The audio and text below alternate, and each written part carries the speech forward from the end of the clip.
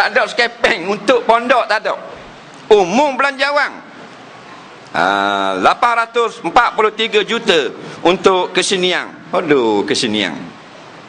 685 juta untuk kebudayaan. Dah pondok ni. Kurang-kurang tak payah tak beri banyak. 500 juta untuk pondok-pondok seluruh Malaysia. Satu pondok dapat 150,000. Okey tak?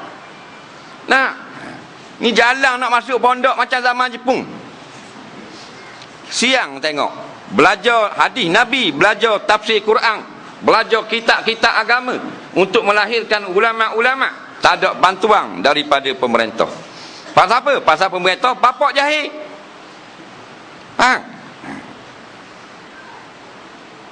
Dia rakyat gitu kok, bapak jahil kok. Dah. Jahil belaka, tak tahu ke benda. Jahil ilmu agama. Dalilnya kita ni, banyak mana kita ni yang hari-hari dah mari dengar, tak ada kita dengar kuliah, jahil lagi. Apatah lagi anak beranak kita yang jenis tak berahi dengar orang ngajar, lagilah jahil. Tu kata. Bila jahil macam-macam berlaku. Yang paling dahsyat kekufuran. Al-jahlu aqrabu ilal kufri. Bila jahil mudah menjadi kafir. Ramai mana masuk Kristian, masuk Hindu. Nah, pasal jahil punya pasal. Orang Islam lawan ulama ada. Dia orang Islam, dia lawan ulama pasal jahil. Kalau dia belajar, dia tak lawan. Nampak? Dia orang Islam, dia lawan ulama. Orang kata ni ulama ni. Ni hukum Tuhan. Peduli apa aku? Dia orang Islam. Yang kita heran, tak apalah dia lawan Islam, tapi dia pergi Mekah. Bodoh sungguh. Dah mula lawan Islam, jangan pergi Mekah, pergi Bangkok. Nampak? Sebab tidak melawan para ulama, melainkan para munafikin. Orang munafikin ni, Nabi kata, Allah kata jangan mu ziarah kalau mampu kerah. Jangan semayang mayat dia. Jangan main-main. Jadi kita balik semula ke pangkal jalan. Belajar ilmu agama. Bila kita belajar, baru kita tahu inilah kebenaran. Nampak? Ilmu dunia kita tak susah. Sekolah bertambung-tambung nanti.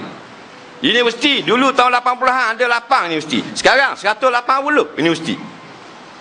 Nah, tak masuk kolej lagi. Banyak dah perkara dunia. Hak agama ni. Nampak? Tengoklah sekarang ulama berlawan dengan orang jahil, orang sokong orang jahil. Bodoh punya manusia ni. Nah. Yurfa'al ilmu maknanya ilmu itu diangkat ke langit. Maknanya ulama hebat-hebat mati. Orang Perak ada seorang ulama besar. Nama dia Syekh Idris Al-Marbawi. Betul tak? Oh, hebat dia. Syekh Idris Al-Marbawi. Seorang ulama daripada mana? Kampung apa? Lubuk Merbau. Belajar di Mekah daripada zaman kanak-kanak. Sambung di Mesir pula. Mengajar di Mesir, karang kitab di Mesir. Ada kilang cetak kitab di Mesir. Kalau kita pergi di Mesir tengok kitab Arab belaka, ni Jordan ni ulama. Ada pula orang Perak ada jual kitab ni. Syekh Idris Marbawi. Dia lepas dia menjadi ulama, dia balik ke Perak pasal lama sangat duduk di Mesir. Dia balik nak tengok kampung lama dia. Dia balik di Perak, dia dengar orang kata ada seorang alim di Kelantan nama Tok Kenali.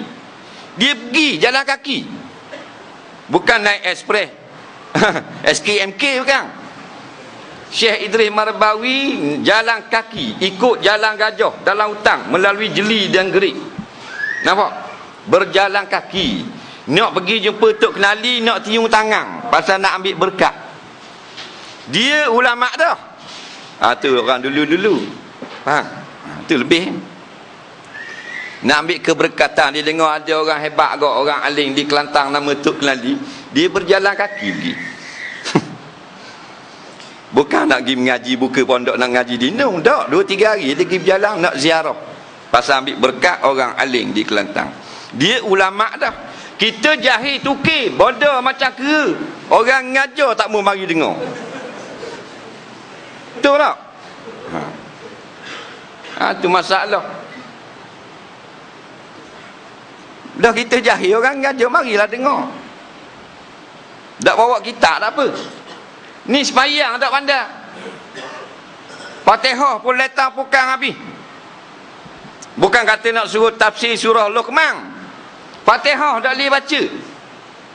Dah mampu keras masuklah kubur lagi. Marrabbuka wa man nabiyuka wa ma'tiqaduka wa ma dinuka wa ma kiblatuka. 7 hari 7 malam. Al-mu'minu yubtanu fi kuburihi sab'a layalin aw kama qala. Hadis Tabarani, orang beriman difitnah di dalam kuburnya soal muka nakir 7 hari 7 malam soal.